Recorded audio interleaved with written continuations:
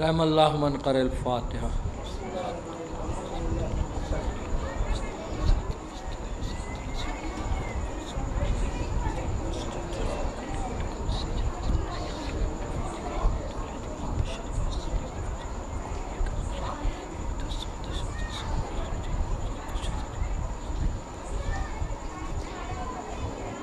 لا حول ولا قوة اعوذ باللہ من الشیطان اللعین الرجیم بسم اللہ الرحمن الرحیم الحمدللہ الذی ہدانا لہذا وما كنا لنهتدی لولا ان ہدانا اللہ لقد جاءت رسول ربنا بالحق والصلاة والسلام علی اسما فی الوجود سر اللہ فی کل موجود نقطۃ دائرۃ الوجود صاحب لواء الحمد والمقام المحمود الخاتم لما سبق والفاتح لمن غلق الموبن الحق بالحق ابی القاسم محمد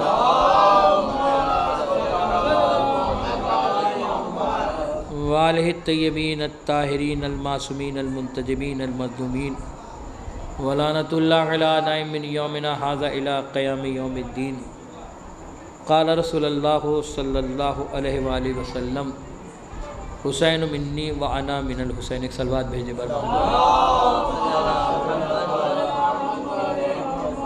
برادران ایمانی، سامعین کرام اور عزاداران امام مظلوم کربلا، سوچ کے کچھ اور آیا تھا اور پڑھنے کچھ اور جا رہا ہوں، کیونکہ کبھی کبھی وقت اور حالات کے حساب سے کام کرنا پڑتا ہے، اور میں سمجھتا ہوں کچھ حد تک اس کیمرے کو دیکھ کے بھی کام کرنا پڑتا ہے۔ ایک صلوات بھیجے بر محمد۔ بہرحال زیادہ وقت میرے پاس بھی نہیں ہے، کیونکہ ایک مجلس مجھے اور پڑھنا ہے۔ بہت مختصر الفاظ میں فضائل امام حسین علیہ السلام بیان کرنا مقصود ہے، اور یہ اس ذکر کا معجزہ ہے کہ اگر یہ پھیلنے پہ آتا ہے تو 6666 آیتوں کی طرح پھیل جاتا ہے، اور اگر سمٹنے پہ آتا ہے تو ایک نقطے میں سمٹ جاتا ہے۔ ذکر حسین جتنا طویل کرنا چاہیں کرتے کرتے تھک جائیں گے، کم نہیں ہوگا۔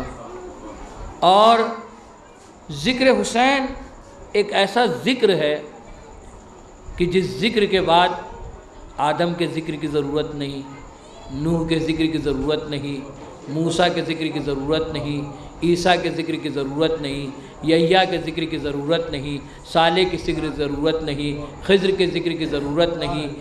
1,24,000 انبیاء کا ذکر ہو جاتا ہے جب ذکر حسین ہو جاتا ہے، اور شاید اس چیز کو یزید پہچانتا تھا، اسی لیے اس نے بیعت کا سوال امام حسین علیہ السلام سے کیا، ورنہ جب اتنے لوگ بیعت کر چکے تھے تو اس کا اصرار کیوں تھا؟ اصرار اسی بات کے لیے تھا، وہ جانتا تھا یہ خالی حسین کا ہاتھ نہیں ہے، بلکہ یہ آدم کا بھی ہاتھ ہے، نوح کا بھی ہاتھ ہے، ابراہیم کا بھی ہاتھ ہے، موسیٰ و عیسیٰ کا بھی ہاتھ ہے، اسی لیے اس کا اصرار تھا۔ اور نبی کی مشہور و معروف حدیث ہے کہ حسین منی وانا من الحسین، میرا حسین مجھ سے ہے اور میں حسین سے ہوں۔ گنیز بک سمجھ رہی ہے کہ جب ہم ذکر حسین کریں گے تب ذکر حسین ہوگا، اس کو پتہ ہی نہیں کہ ذکر حسین کسی کا محتاج نہیں ہے، لوگ ذکر حسین کے محتاج ہیں۔ حسین کو گنیز بک کی ضرورت نہیں، گنیز بک کو حسین کی ضرورت ہے۔ ایک صلوات بھیجیے بر محمد۔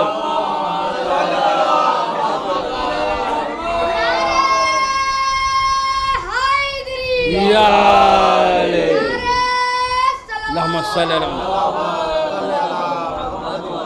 بھئی امام حسین کو گنیز بک کی ضرورت نہیں ہے، گنیز بک سوچ رہی ہے کہ جب 40 کا موقع آئے گا اور 6 کروڑ لوگ زیارت امام حسین کے لیے پہنچیں گے تو اگر ہم اپنی بک میں نہیں چھاپیں گے تو لوگوں کو پتہ نہیں چلے گا، اسے نہیں معلوم دنیا کے سب سے بڑے میڈیا کا نام ہے ذکر حسین، دنیا کے سب سے بڑے میڈیا کا نام ہے ذکر حسین۔ اتنی بڑی کوئی گیدرنگ نہیں دکھا سکتا، اتنا بڑا کوئی مجمع نہیں دکھا سکتا۔ دنیا کی سب سے بڑی گیدرنگ ہوئی کربلا کے اندر، دنیا کے سب سے بڑی جماعت ہوئی کربلا کے اندر، دنیا کے اندر سب سے بڑا دسترخوان لگایا گیا کربلا کے اندر۔ کیا کربلا کے ذکر کے آپ کریں گے کہ آپ کا ذکر، کربلا کا ذکر آپ کا محتاج ہے؟ نہیں نہیں، ذکر حسین کسی کا محتاج نہیں ہے۔ 6 کروڑ لوگ پہنچے تھے، 30 لاکھ لوگ خالی حج میں پہنچے تھے، ویزا اسٹمپنگ بھی لی تھی، الگ سے پیسے بھی لیے تھے، لیکن حکومت انتظام نہیں سنبھال پائی۔ 30 لاکھ لوگ پیسہ دے کے گئے، حکومت انتظام نہیں سنبھال پائی۔ آ کے ذرا کربلا میں دیکھو، 6 کروڑ لوگ پہنچے ہیں، نہ کوئی بھوکا لوٹ کے آیا ہے، نہ کوئی پیاسا لوٹ کے آیا ہے۔ 3 کروڑ لوگ جو 6 کروڑ لوگ پہنچے، اور 30 لاکھ اور 6 کروڑ میں سب سے بڑا فرق جانتے کیا تھا؟ سب سے بڑا فرق یہ تھا، اب میں سمجھتا ہوں بخشی تالاب کے علاوہ کہیں پڑھ رہا ہوتا تو یہ توقع نہ کرتا، لیکن اس سرزمین کے اوپر پڑھ رہا ہوں تو اس بات کی توقع کرتا ہوں، جملہ آپ کی سماعتوں کے نظر کر رہا ہوں، اور میں سمجھتا ہوں جو آج اس سچے دل سے اور حسین کی محبت دل میں رکھ کے ہاتھ اٹھائے گا، یقیناً اگلے سال وہ زیارت پہ جائے گا۔ جملہ آپ کی سماعتوں کے نظر کر رہا ہوں، سنیے گا عزیزان محترم، جو 30 لاکھ لوگ تھے ان میں اور 6 کروڑ میں جو سب سے بڑا فرق تھا، فرق یہ تھا کہ 30 لاکھ لوگ خرید کے کھا رہے تھے، 6 لاکھ کروڑ لوگ فری میں کھا رہے تھے۔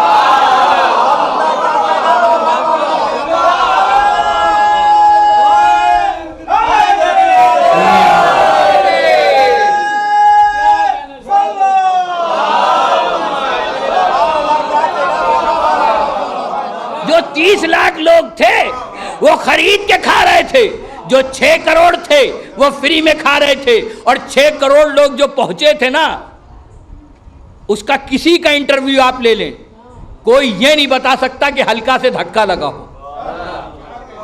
30 لاکھ کا اتنی بڑی گورنمنٹ جو پیسے تک لیتی ہے انتظام نہ کر پائے۔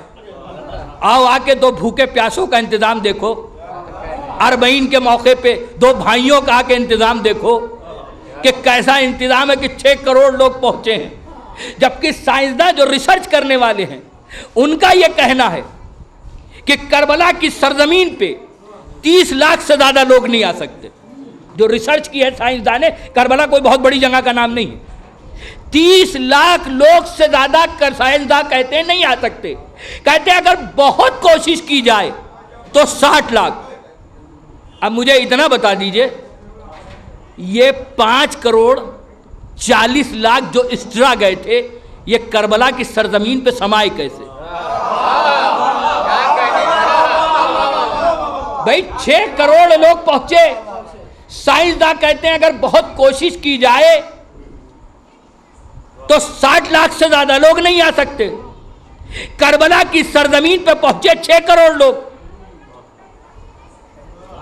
یعنی 5 کروڑ 40 لاکھ لوگ اس طرح تھے۔ تو مجھے اتنا بتائیے کہ کربلا کی سرزمین پہ آئے کیسے؟ اب جسے یہ یقین ہو کہ جنت حسین کی وجہ سے ملے گی وہ میرے جملے پہ بولے۔ جملہ سماعتوں کے نظر کروں، 6 کروڑ لوگ پہنچے، 60 لاکھ کی وسعت، 5 کروڑ 40 لاکھ اس طرح جو پہنچے، تو کربلا کی سرزمین پہ سمائے کیسے؟ ہم اب 5 کروڑ نہیں 50 کروڑ پہنچ جائے تب بھی کربلا کی سرزمین چھوٹی نہیں پڑے گی، کیونکہ کربلا کے باہر دنیا لگتی ہے، کربلا جنت لگتی ہے۔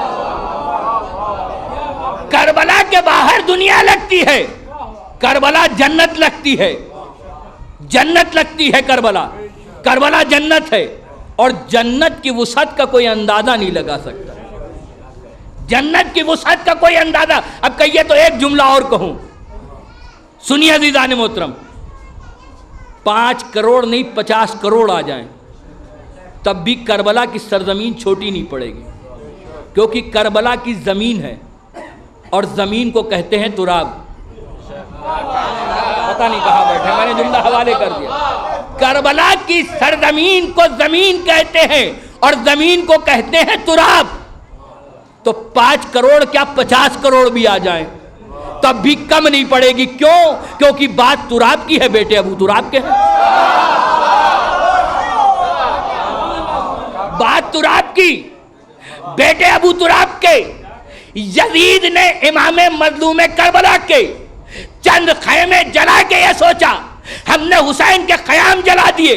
حسین نے کہا یزید تو کیا سمجھتا ہے, چند خیمے جلا کر کے تو سمجھ رہا ہے کہ میرے خیام کو جلا دیا, میرے گھر کو جلا دیا. اے یزید تجھے چیلنج کرتا ہوں, اگر دنیا کے اندر مجھ سے زیادہ کسی کے گھر ہو تو مجھے حسین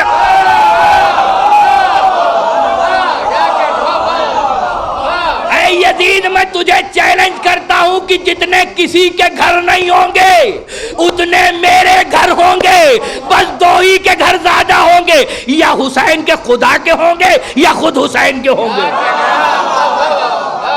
نہیں میں ابھی دلیل دے رہا ہوں بھائی, میں دلیل دے رہا ہوں. حسین کے گھر دنیا میں سب سے زیادہ ہوں گے. میرا کوئی بھی عزادار جب گھر بنوانے کے لیے کھڑا ہوگا تو گھر گھات میں بنوائے گا, عزا خانہ پہلے.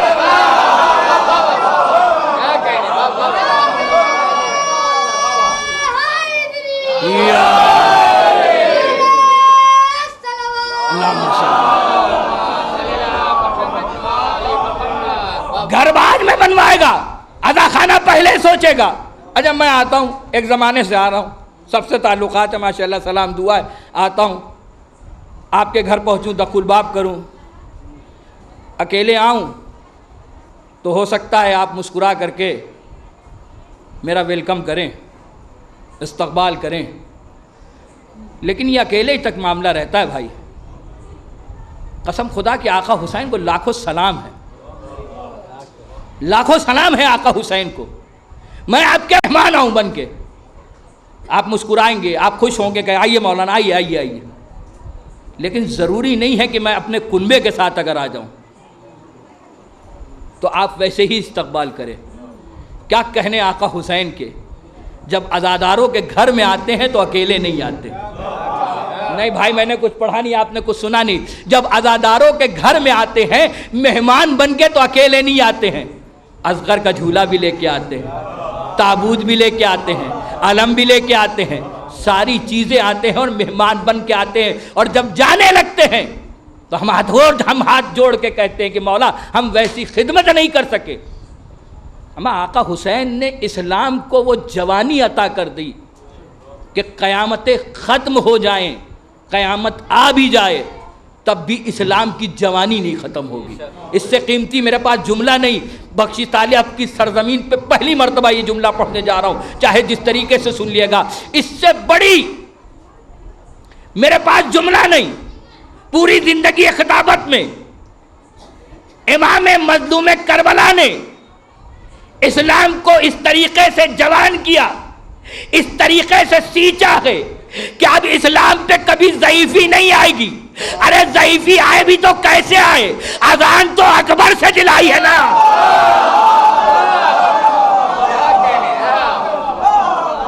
ضعیفی آئے تو کیسے آئے, اذان اکبر سے دلائی ہے. اور زبان بھی ایسی عطا کی کہ قیامت تک اسلام بولتا رہے گا, کیونکہ اصغر بے زبان نے زبان دے دی. کیا کہنے آقا حسین کے, لاکھوں سلام آقا حسین کے اوپر. آپ غور کریں کہ امام مظلوم کربلا 6 کروڑ لوگ پہنچے تھے زیارت امام حسین کے لیے, اور دنیا کے ہر ملک سے آئے تھے. شاید ہی کوئی ملک ایسا ہو جس کا پرچم کربلا کے اندر نہیں تھا. اور وہ جتنے لوگ آئے تھے, اب آپ ایک فرقے سے دوسرے فرقے کے لوگوں کو اکٹھا کر دیے تو جھگڑا ہونے لگتا ہے.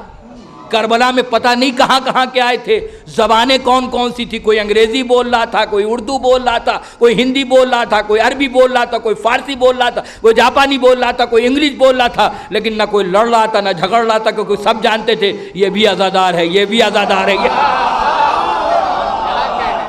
سب کے سب. اور ہر ملک کے پرچم لے کے آئے تھے, ہر ملک کے پرچم لے کے آئے تھے. اور ہر ملک کا پرچم لے کر کے آ کر کے سب نے بتا دیا آقا حسین آپ کربلا میں سوئے ضرور ہیں, آپ کا روضہ ضرور ہے, لیکن آپ کے بھائی عباس نے عاشور کے دن خالی کربلا نہیں فتح کی, پوری دنیا فتح کر لی ہے. تبھی تو ہر ملک کا پرچم ہم لے کے آئے ہیں. ایک صلوات بھیجے بر محمد والا. ہر ملک کا پرچم لے کے آئے. دیکھیے ہر ملک کی ایک سرحد ہوتی ہے, اور اس سرحد کے باہر کسی دوسرے ملک کا پرچم آپ نہیں لے جا سکتے، لگا نہیں سکتے۔ آپ ہندوستان کی کسی اسٹیٹ کے اندر چلے جائیں، آپ کو ہندوستانی پرچم ملے گا۔ پاکستان میں جائیں، پاکستانی پرچم، لندن میں جائیں گے لندن کا پرچم، فرانس میں جائیں گے فرانس کا پرچم، جاپان میں جائیں گے جاپان کا پرچم۔ اور کسی دوسرے کنٹری کا آپ پرچم نہیں لے جا سکتے۔ لیکن کیا کہنے آقا حسین اور آقا عباس کے، کربلا کا وہ پرچم، مولا عباس کا وہ علم دنیا کے ہر ملک میں دکھائی دیتا ہے، دنیا کے ہر ملک میں دکھائی دیتا ہے۔ شہزادہ گلے صاحب نے ایک ردیف پڑھی تھی، ایک منقبت تھی جس کی ردیف تھی اسلام سے آگے، اسلام سے آگے۔ انہوں نے کہا دنیا ختم ملی، کوئی کچھ نہ ملا، اسلام یعنی حسین سے آگے۔ دنیا ختم ملی، حسین سے آگے۔ انبیاء بھی نہ ملے، حسین سے آگے۔ لیکن ایک شعر پڑھا، کیا غضب کا شعر پڑھا، میں سمجھتا ہوں یہ شعر پڑھ دوں پوری مجلس ہو گئی۔ سنیے عزیزان محترم، کہتے ہیں شہادتوں کی ریاست کا ایک شہزادہ، شہادتوں کی ریاست کا ایک شہزادہ۔ دیکھیں کسی نے جناب رسول خدا سے پوچھا کہ یا رسول اللہ یہ بتائیے کیا آپ جنت میں آپ سے پہلے علی جائیں گے؟ تو آپ نے کہا بالکل، علی مجھ سے پہلے جنت نے کہا آپ سے بھی پہلے، لیکن شعر پہلے سناؤں گا، یہ بعد میں سناؤں گا ورنہ لطف نہیں ہے آپ کا۔ کیا کہا کہ شہادتوں کی ریاست کا ایک شہزادہ، کہا دنیا ختم ملی، حسین سے آگے کچھ نہیں ملا، انبیاء بھی نہ ملے، حسین سے آگے دنیا ختم ملی، لیکن کہتے ہیں نہیں حسین سے آگے کچھ ہے۔ کیا ہے سنیے، کہتے ہیں شہادتوں کی ریاست کا ایک شہزادہ، شہادتوں کی ریاست کا ایک شہزادہ علم اٹھائے کھڑا تھا حسین سے آگے، علم اٹھائے کھڑا تھا حسین سے آگے۔ کچھ شعر ایسے ہوتے ہیں جو اپنے اندر پوری کائنات سمیٹے ہوتے ہیں، ہوتے تو ایک مصرع ہے، ایک شعر ہوتا ہے، لیکن پوری کائنات، جیسے شاعر کہتا ہے کہ یہ کہیں پرچم عباس کی لکڑی تو نہیں، یہ کہیں پرچم عباس کی لکڑی تو نہیں، یہ کہیں پرچم عباس کی لکڑی تو نہیں جو عصا موسیٰ نے ہاتھوں میں اٹھا رکھا ہے، یہ کہیں پرچم عباس کی لکڑی تو نہیں جو عصا موسیٰ نے ہاتھوں میں اٹھا رکھا ہے۔ واقعاً کیا شعر کہا سرور نواز سرور صاحب نے، کیا زبردست شعر کہتے ہیں، کہتے ہیں شعر دریا سے کبھی پیاسا پلٹتا ہی نہیں۔ کائنات میں یہ شعر اپنے اندر پوری دنیا سمیٹے ہوئے ہیں، کہ شعر دریا سے کبھی پیاسا پلٹتا ہی نہیں، شعر ہونا اور ہے، عباس ہونا اور ہے، شعر ہونا اور ہے، عباس ہونا اور ہے۔ کیا کوئی فضائل امام حسین پڑھے گا، کیا کوئی منقبت امام حسین، کہ نبی نے کہا حسین منی وَأَنَا مِنَ الْحُسَيْن، میرا حسین مجھ سے ہے اور میں حسین سے ہوں۔ دنیا کے سارے لکھنے والے لکھ لکھ کے تھک جائیں تب بھی نہ حسین و منی پہ لکھ سکتے ہیں نہ انا من الحسین پہ لکھ سکتے ہیں، کیونکہ ایک طرف نانا کی مدح ہے تو ایک طرف نواسے کی مدح ہے، اور میں اس کو مسلمان ہی نہیں سمجھتا جو نانا کی مدح تو جھوم جھوم کے کرے اور نواسے سے بغض رکھے، نانا سے محبت کرے نواسے سے بغض رکھے۔ جو اسلام لے کے آیا اس سے تو محبت کرے، جس نے اسلام بچا دیا اس سے نفرت کرے۔ ہو ہی نہیں سکتا وہ مسلمان ہی نہیں جس کے دل میں، اور میں سمجھتا ہوں قرآن کے روح سے انسان اسلام کے باہر ہو جاتا ہے، کیونکہ قرآن یہ کہہ رہا ہے حل جزاء الاحسان الا الاحسان، احسان کے بدلے کے سوا احسان کے کچھ ہو ہی نہیں سکتا۔ تو پھر جس آقا حسین نے اسلام کو بچایا، آج یہ جو مسجدوں میں اذان ہو رہی ہے اللہ اکبر، یہ صدقہ ہے حسین ابن علی کا۔ یہ جو اشہد ان لا الہ الا اللہ کی آوازیں آ رہی ہے، یہ جو اشہد ان محمد رسول اللہ کی آوازیں آ رہی، یہ صدقہ ہے امام مظلوم کربلا کا۔ اگر امام حسین نے قربانی دی نہ ہوتی تو اسلام بچتا کیسے؟ اور شاید یہی وجہ ہے کہ جو ہم زیارت پڑھ کے کہتے ہیں آقا حسین حل جزاء الاحسان الا الاحسان، ارے اگر آپ نے نماز بچائی نہ ہوتی تو ہم پڑھتے کیسے؟ ایک صلوات بھیجے بر محمد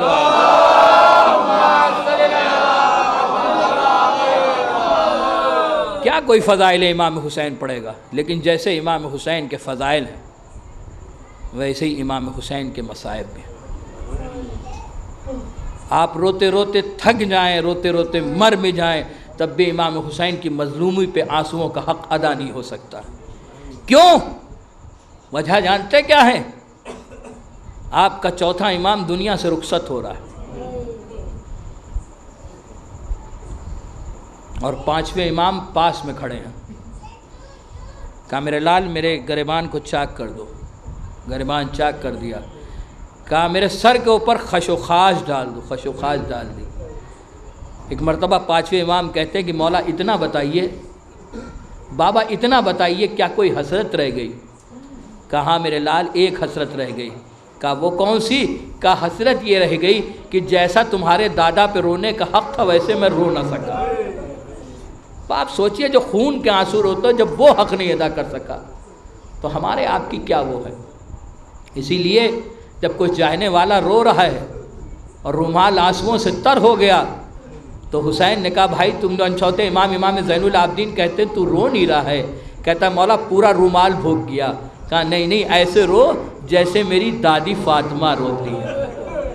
کہا مولا کیسے روتی ہے؟ کہا ایسے روتی جیسے کسی ضعیف ماں کا کوئی جوان فرزند بھری جوانی میں مرے۔ ہاں عزاداران امام مظلوم میں کربلا، خدا کسی غم میں نہ رلائے سوائے غم حسین کے۔ ایک دن دروغہ زندان آیا ہے اور آ کے کہتا ہے سید سجاد سے کہ مولا چاہنے والا ہے، ہاتھوں کو جوڑ کے کہتا ہے جتنا دل چاہے قید خانے میں روئیے، میں رونے سے منع نہیں کرتا، لیکن مولا قید خانے کے باہر کوئی بیوی نہ رویا کرے، ورنہ اگر ظالم کو پتہ چل جائے گا تو ظالم کسی اور کو دروغہ زندان بنا دے گا، جو آپ پر سب و ستم کرے گا، جو آپ کے اوپر اور زیادہ تازیانے لگائے گا، جو آپ کے اوپر بہت زیادہ پریشان آپ کو کرے گا۔ چوتھے امام نے کہا بھائی ایسا نہیں ہے کہ کوئی بیوی قید خانے سے جاتی ہو۔ کہا نہیں مولا جب شام ہوتی ہے تو ایک بیوی قید خانے کی دیوار پہ آ کے بیٹھ جاتی ہے اور رویا کرتی ہے ہائے میرا حسین، ہائے میرا حسین، ہائے میرا حسین، رونے میں کوئی کمی نہ کیجیے گا۔ بس آخری جملے مجلس تمام ہو رہی ہے۔ ہاں عزاداران امام مظلوم کربلا، چوتھے امام کہتے بھائی جب اب کوئی بیوی آئے تو مجھے بلا لینا۔ شام کا وقت ہوا، وہ بیوی زندان کے دیوار سے ٹیک لگا کے رونے لگی۔ ایک مرتبہ دروغہ زندان آیا کا مولا وہ بیوی آ گئی۔ چوتھے امام نے ہتھکڑیاں سنبھالی، بیڑیاں سنبھالی، ایک مرتبہ آہستہ آہستہ چلے باہر نکلے تو آ کے اب جو ایک مرتبہ دیکھا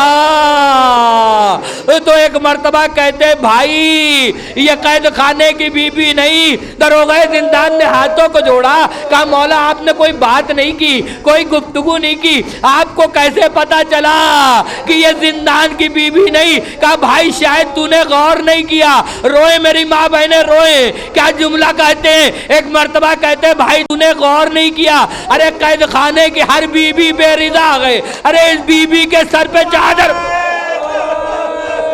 جزاکم بس آخری فکرہ اور مجلس تمام ہو رہی ہے۔ ایک مرتبہ آہستہ آہستہ چلے ان بی بی کے قریب پہنچے، ہاتھوں کو جوڑ کے کہتی بی بی آپ کون ہیں جو میرے بابا پہ ایسے رو رہی ہے جیسے کوئی ماں اپنے بیٹے پہ روتا ہے؟ بس یہ سننا تھا۔ چوتھے امام نے ایک مرتبہ اپنے چوتھے امام نے دیکھا کہ ان ضعیفہ نے اپنے چہرے سے پردہ ہٹایا، کہا میرے لال سید سجاد پہچانا نہیں، میں تمہاری دادی فاطمہ ہوں۔ بس جو دیکھا تو باہیں ڈال دی دادی، میرا بابا پیاسا میرا گیا، میرے چچا کے بازو قلم ہوئے، اکبر کے سینے میں برچھی لگی، اونو محمد کے جنازے آئے، قاسم کا پامال لاچا آیا، اصغر کے گلے میں تیر لگا، میرے بابا کا سر نوک۔ الا لعنت اللہ علی القوم سیعلم الذین ظلموا ایام القلبون۔